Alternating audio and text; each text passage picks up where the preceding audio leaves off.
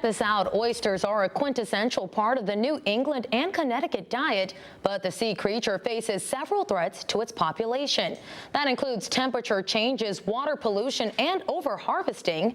Fox 61's Stephen Reel spent the day with one local nonprofit who has now turned food scraps into a new home for baby oysters. Oysters are a very big part of the environment.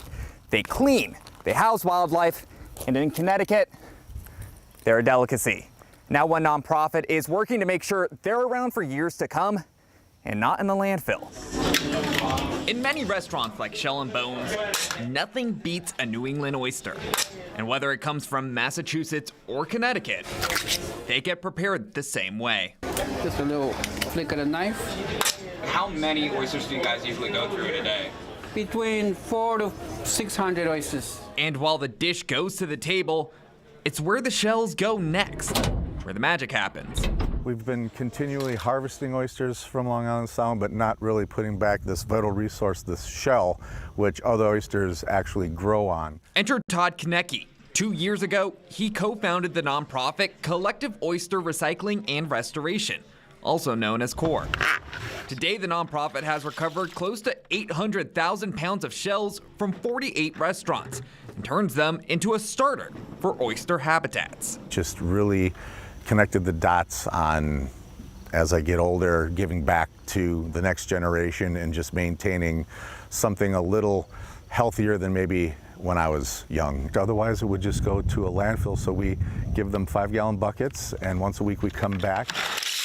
Instead of a landfill, it goes to CORE's curing site, where they get disinfected over the course of 6 months. All right, so Todd is working the pile right now. Basically, part of that process is turning the shell so it gets exposed to the sun and the rain and all the elements. Tim Macklin has been by Konecki's side since the operation began 10 years ago as a project in Fairfield.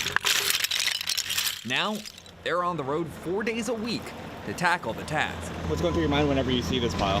Happiness. Just thinking that all of this is not in a landfill. For now, the duo ships shells to places like this in Stony Creek, as they get ready for the next step of depositing them back into the Sound, and give the local oyster population plus 300 different marine species a new place to call home. It's probably the most simple recycling process out there. It's a lot of physical work, but wouldn't want it any other way. Around 400,000 pounds of these shells will be deposited back into the Long Island Sound this coming spring. However, CORE's funding runs up this fall, so if you'd like to help out, we'll provide their information on our website, fox61.com. In Stony Creek, Stephen Reels, Fox 61.